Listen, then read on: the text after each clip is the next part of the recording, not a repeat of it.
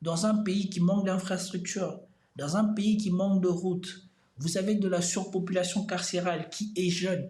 Pourquoi n'utilisez-vous pas cette main-d'œuvre pour créer des routes, pour créer des chemins de fer, pour créer des choses? Pourquoi ne proposez-vous pas à ces gens-là, en échange des peines de prison ou de temps qu'ils doivent passer en prison, qu'ils échangent ça contre un travail?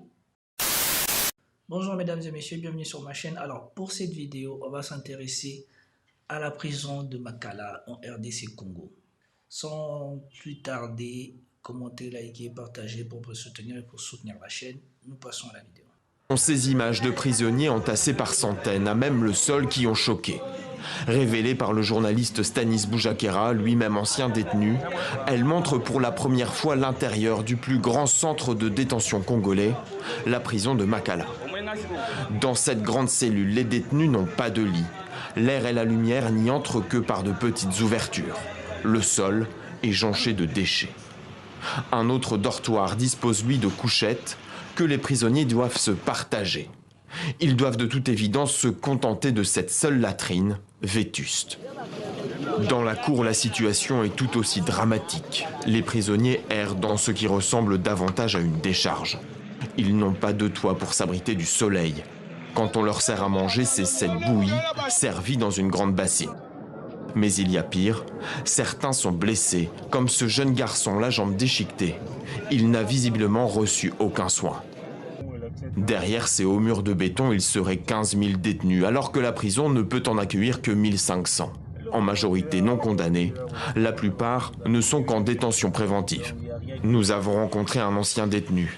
Aujourd'hui dans le parti d'opposition de l'ancien président Joseph Kabila, il a résidé 5 mois dans la prison. Il nous apprend que dans ces conditions de promiscuité extrême, le moindre espace se monnaie entre détenus. Il y en avait qui étaient suspendus sur les fenêtres et qui étaient soutenus soit par un pagne rattaché aux barres de fer sur les fenêtres. Et imaginez que dans ces conditions-là, et puis c'est payant, c'est payant. Donc ceux-là qui gardent les autres, c'est par semaine qu'ils doivent chercher quelque chose pour trouver un petit espace de vie. Et la plupart des cellules, mais c'était un mouroir complètement. Une prison où les décès seraient quotidiens, c'est aussi ce qu'observe la fondation Bill Clinton pour la paix. L'organisation alerte également du manque de suivi judiciaire des détenus, une inquiétude partagée par Ferdinand Cambéré. Vous éloignez quelqu'un loin de sa famille, vous l'amenez à plus de 2000 km de sa famille et il est là sans visite, sans quoi c'est ça, et aucun magistrat qui suit son dossier. Des accusations rejetées par ce député de la majorité présidentielle, pour qui, au contraire, l'État se soucie de traiter les détenus dans des conditions humaines. Le nouveau ministre d'État, ministre de la Justice, il s'est rendu dans plusieurs prisons.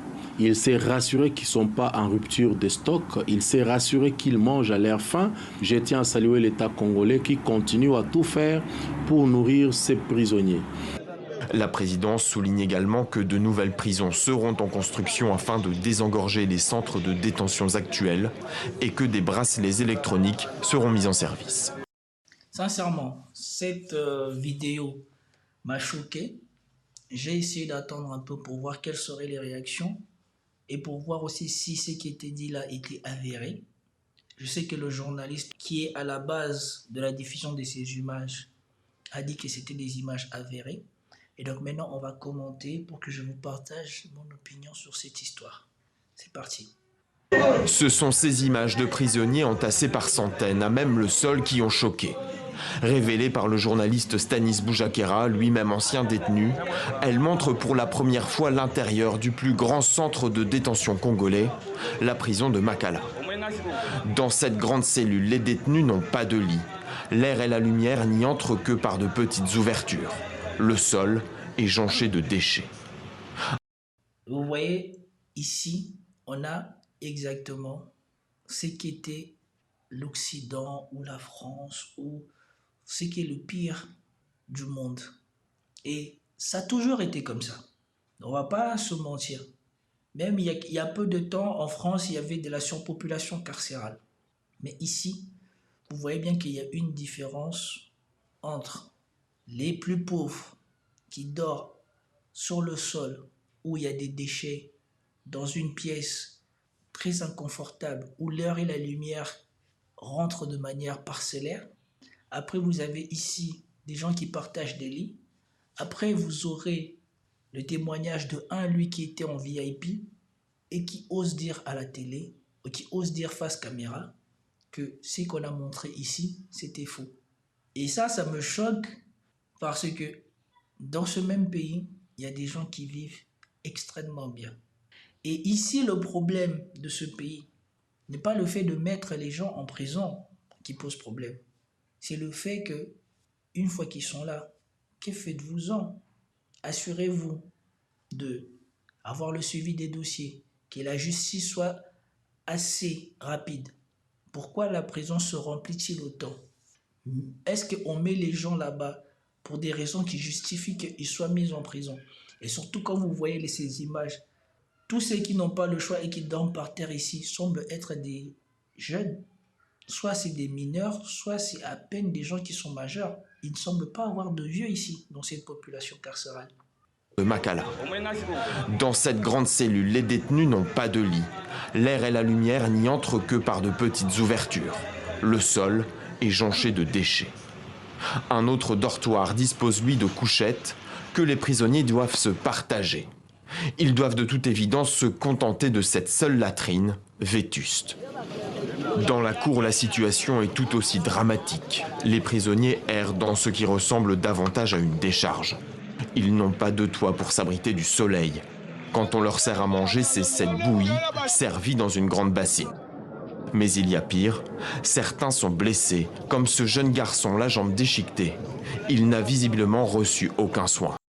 Et là, ça c'est ce qui, s'il y a bien une image à retenir qui montre la faillite de ce pays et de ce qui se passe dans ce pays, et que personne ne peut se féliciter de ce qui se passe dans ce pays, c'est cette image. Un jeune garçon en prison, malade, le pied en lambeaux. Ça, c'est ce qui fait le plus de tort à ce pays. Comment justifier qu'un enfant dans cet état-là dorme en prison et dans les conditions que l'on a décrites? Probablement qu'il doit dormir sur ce sol jonché de déchets avec cette blessure. Ce qui veut dire qu'il risque peut-être l'amputation ou quelque chose comme ça. Mais vous avez des gens, comme celui qui finit là, le député de la majorité, qui se félicite de la situation, qui ne reconnaît même pas les torts de l'État congolais. Comment voulez-vous que le pays avance quand face à une telle faillite, on se félicite de bien faire son travail? Derrière ces hauts murs de béton, il serait 15 000 détenus, alors que la prison ne peut en accueillir que 1500. En majorité non condamnés, la plupart ne sont qu'en détention préventive. Une prison de 1500 personnes, qui compte 15 000 personnes, et la majorité de ces personnes sont des gens même pas condamnés, en détention préventive. Et c'est dans ce même pays que certaines personnes font la totalité du système carcéral ou du système pénitentiaire en moins de 2 ans. Donc les gens, ils font en première instance, appel, Cour suprême, rejet, tribunal d'appel, acquittement. Ils font ça en 2 ans. Mais on a des gens qui dorment dans des conditions inhumaines, dans une prison surpeuplée, sous-alimentée, et tout le monde trouve ça normal. Ça a se poser la question, pourquoi vous mettez tous ces gens en prison? Est-ce que la prison, c'est pour ces gens qui sont démunis? Parce que la cause de cette surpopulation carcérale n'est pas le vol, mais le fait des gens qui créent la situation, qui obligent ces jeunes et ces pauvres à voler. Les gens qui sont auteurs, responsables de cette situation du Congo, eux, on ne les voit jamais en prison. Mais par contre, pour remplir les prisons, des pauvres qui n'ont pas le choix, enfin des pauvres qui font des méfaits, et encore, il faut être courageux pour voler en Afrique parce que tu risques la mort. Là, par contre, eux, pour les mettre en prison, là, il n'y a pas de souci. C'est des gens qui n'auront probablement ni l'argent, ni les moyens de pouvoir s'offrir à la justice. Mais eux, on les fout en prison. Nous avons rencontré un ancien détenu. Aujourd'hui, dans le parti d'opposition de l'ancien président Joseph Kabila, il a résidé 5 mois dans la prison. Il nous apprend que dans ces conditions de promiscuité extrême, le moindre espace se monnaie entre détenus. Il y en avait qui étaient suspendus sur les fenêtres et qui étaient soutenus soit par un pagne rattaché aux barres de fer sur les fenêtres. Et imaginez que dans ces conditions-là, et puis c'est payant, c'est payant. Donc ceux-là qui gardent les autres, c'est par semaine qu'ils doivent chercher quelque chose pour trouver un petit espace de vie. Et la plupart des cellules, mais c'était un mouroir complètement. Une prison où les décès seraient quotidiens, c'est aussi ce qu'observe la fondation Bill Clinton pour la paix.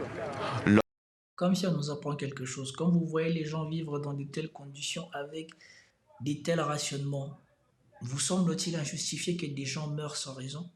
Et pensez-vous qu'on a de l'argent à dépenser pour faire autopsier les corps de ces gens qui meurent? L'organisation alerte également du manque de suivi judiciaire des détenus, une inquiétude partagée par Ferdinand Cambéré. Vous éloignez quelqu'un loin de sa famille, vous l'amenez à plus de 2000 km de sa famille, et il est là sans visite, sans quoi c'est ça, et aucun magistrat qui suit son dossier. Des accusations rejetées. On ne peut pas donner tort à ce que viennent de dire ces personnes, parce que si le système carcéral, si le système judiciaire, si le système pénitentiaire fonctionnait correctement, on ne pourrait pas avoir une surpopulation carcérale de ce niveau-là. Et surtout, si dans ce pays, les autorités étaient prévoyants et étaient prévoyants par rapport à l'évolution de leur société, je pense que la montée de la criminalité se serait accompagnée avec une montée de prison pour pouvoir enfermer ces gens-là. Et surtout, ils auraient pu mettre une alternative dans un pays qui manque d'infrastructures, dans un pays qui manque de routes. Vous avez de la surpopulation carcérale qui est jeune. Pourquoi n'utilisez-vous pas cette main-d'œuvre pour créer des routes, pour créer des chemins de fer, pour créer des choses? Pourquoi ne proposez-vous pas à ces gens-là, en échange des peines de prison ou de temps qu'ils doivent passer en prison, qu'ils échangent ça contre un travail? Et c'est comme ça que vous construisez des infrastructures pour ce pays à des faits moindres, à des frais moindres, et qui profiteront non seulement à la population, mais à eux-mêmes quand ils sortiront. Puisque si jamais tout ça s'était organisé, ils sortiraient de là avec une compétence et qu'ils n'auraient peut-être pas besoin d'aller voler. Tout est sur place dans ce pays pour pouvoir faire des choses extraordinaires. On a du bois, on a toutes sortes de choses. On peut faire des infrastructures. Nous ne sommes pas obligés d'avoir directement des autoroutes comme les Européens, mais on peut faire des tronçons de route. La main-d'œuvre est là. Plutôt que de la laisser mourir dans les prisons, pourquoi ne pas l'utiliser à bon escient? Mais probablement que la personne à qui on confiera cette mission de prendre les moyens nécessaires pour transformer cette surpopulation carcérale en main-d'œuvre pour l'État trouvera les moyens, lui aussi, de faire autre chose des moyens qui lui seront donnés. Par ce député de la majorité présidentielle, pour qui, au contraire, l'État se soucie de traiter les détenus dans des conditions humaines. Le nouveau... Et c'est toujours paradoxal de voir des gens assis dans un bureau sur un fauteuil en cuir, en bonne santé, venir se vanter du bon travail qu'ils font pour des gens qui souffrent 10 à 100 fois plus qu'eux. Il veut parler du nouveau gouvernement. Probablement que celui-ci, c'est un député. S'il n'était pas député avant, il devait au moins probablement appartenir déjà à l'UDPS. Cette situation n'est pas nouvelle pour lui. Mais écoutez le scandale qu'il va dire. Le propos complètement hors sol et qui montre bien que lui, il ne pense qu'à faire du clientélisme. Et que ça, c'est le genre de personne qui n'aurait, à mon sens, qui n'aurait pas dû être député. Parce que si tu es député, tu es là pour te soucier de la vie des Congolais et de la vie des Kinois. Et tu ne peux pas accepter, tu ne peux pas trouver tolérable, tu ne peux pas dire que le travail se passe bien quand on a des gens qui vivent dans cette situation-là, comme il va déclarer ici. Ministre d'État, ministre de la Justice, il s'est rendu dans plusieurs prisons. Il s'est rassuré qu'ils ne sont pas en rupture de stock. Il s'est rassuré qu'ils mangent à leur faim. Je tiens à saluer l'État congolais qui continue à tout faire pour nourrir ses prisonniers. Voilà. Le vrai problème, selon lui, c'est qu'ils aient suffisamment de stock et que l'État congolais nourrisse suffisamment les prisonniers. Quand vous voyez les images de prisonniers, ces prisonniers-là ont-ils l'air des gens qui sont suffisamment nourris? Est-ce qu'un seul prisonnier là a l'air d'être suffisamment nourri, surtout pour les plus démunis? Mais il tient à féliciter l'État congolais. Donc comment est-ce que vous voulez que même l'État congolais progresse? Et c'est ce que j'appelle de tous mes voeux. Quand vous avez des gens qui ne sont même pas capables de... Je ne sais pas si ce n'est pas de l'honnêteté intellectuelle, mais au moins de l'intégrité. De reconnaître qu'il y a une faille, qu'il y a des Congolais qui souffrent, que ces conditions de détention sont inhumaines et qu'on doit faire mieux. Au lieu de ça, tu te félicites déjà de la médiocrité dans laquelle se trouve le pays. La présidence souligne également que de nouvelles prisons seront en construction afin de désengorger les centres de détention actuels et que des bracelets électroniques seront mis en service. Ça, c'est compliqué et difficile à croire quand on sait que ce pays, ça fait 20 ans qu'on n'a même pas de carte d'identité valide. Alors comment est-ce qu'on va directement passer d'un pays sans carte d'identité valide à un pays avec des bracelets électroniques?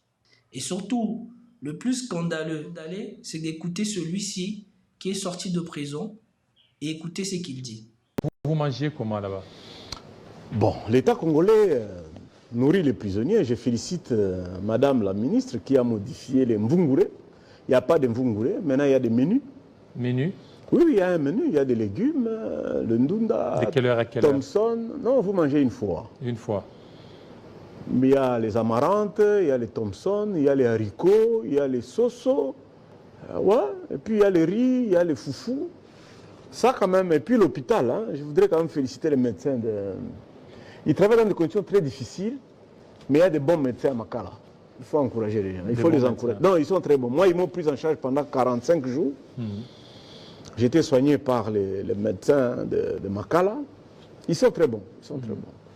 Et puis il y a quand même, bon, les médicaments, la quantité n'est pas très suffisante. À notre niveau, on faisait recours à l'extérieur, mais il faut encourager l'État congolais, améliorer les conditions. Ce monsieur est interrogé par le journaliste Stanis Boujakera. Voilà. Le journaliste Stanis Boujakera a été abusé par ses sources. Voici le vrai témoignage d'un ancien prisonnier opposant, Bernabé Milingagno, qui a passé 3 années dans la prison centrale de Makala, qui contredit les journalistes Stanis Boujakera sur la télé 50. Voilà la mauvaise communication que je déplore de ce pays. Voilà toutes les imbécilités, les idioties qu'il faut qu'on ne trouve plus au Congo. Stanislas Boujakera ou Boujakara n'a pas rapporté des faits, il a rapporté des images. Il n'a pas raconté sa vie, il a mis des vidéos. Et vous opposez des vidéos qui attestent d'une situation qui a été, peut-être qu'il n'est plus, mais qui a été, à cela, vous opposez le témoignage d'un opposant sur un plateau télé, sans vidéo, sans rien, sans aucun acte pour corroborer les choses qu'il dit. Et écoutez-le décrire le menu de la prison. C'est un buffet. À la lumière de ce buffet, toute personne dotée d'un minimum d'intelligence est fondée à se poser la question de savoir, 1, s'il était véritablement à la prison de Makala, et 2, dans quel pavillon de la prison de Makala était-il? A-t-il dormi sur ce sol jonché de déchets? A-t-il dormi sur le dortoir où on partageait des lits? Ou a-t-il dormi dans un pavillon VIP où il pouvait disposer peut-être de son propre lit ou d'un lit partagé à 2? Et l'autre chose qui me désole quand j'attends ce monsieur Barnabé parler, c'est qu'il se focalise sur le fait de nourrir les prisonniers. On aurait dit qu'en prison, le plus important, c'est de manger. Il n'y a pas de politique carcérale, il n'y a pas de politique de réinsertion, il n'y a même pas de politique de quoi que ce soit. On t'enferme là-bas et tu manges, c'est tout. Et il finit en disant qu'il a été soigné à l'hôpital pendant, je ne sais pas, 40 ou 45 jours. Mais avait-il le même statut que le prisonnier lambda qu'il y a à Makala? Dispose-t-il des mêmes moyens que cet homme disposait quand on l'a mis en prison? Et je rappelle ici que cet homme, on l'a mis en prison par excès des zèles. Il a fait de l'excès de zèle, je crois, par rapport au président ou à quelqu'un comme ça. Il n'a pas fini en prison innocemment. Il a fini en prison parce qu'il se croyait il se croyait appartenir au clan des intouchables. Il se croyait appartenir au clan des intouchables à Kinshasa. C'est pour ça qu'il a fini en prison. Je crois que c'est parce qu'il avait fait une allusion par rapport à un pistolet ou à un tir ou à une exécution par rapport à une autorité du Congo qu'on l'a mis en prison. Et nous savons les réalités d'Afrique que tu ne te permets pas de faire de tels propos par rapport aux autorités du pays si toi-même tu ne disposes pas de moyens conséquents et d'une influence conséquente dans ce pays. Et donc, de cette influence-là et de ces moyens-là, même s'il finit à la prison de Makala, pensez-vous qu'il n'a pas les moyens pour négocier le fait qu'il soit bien traité à Makala et aussi le fait qu'il soit quelqu'un qui appartient à des groupes influents ou à des hommes influents de ce pays ne justifierait pas qu'il ait des conditions de détention plus favorables que le prisonnier moyen à la prison de Makala? Moi, c'est ce qui me désole, c'est de voir le niveau affiché par ces hommes politiques ou par ces hommes influents au Congo.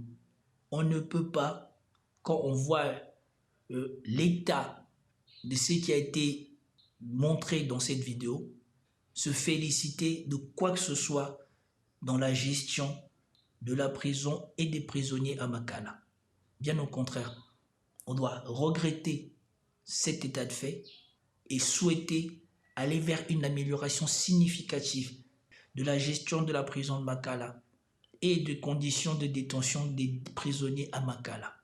C'était tout pour cette vidéo. L'une des choses qui m'a le plus choqué, c'est que en regardant cette vidéo, je me suis dit, on est tout le temps en train de voir que les gens vivent le malheur ailleurs, mais des fois, le malheur est juste à côté de toi et tu ne t'en rends pas compte. Ceux qui sont à la prison de Makala vivent sûrement je ne sais quel cauchemar en étant là-bas. En tout cas, c'était tout pour cette vidéo. Commentez, likez, partagez et je vous dis à plus tard. Peace out.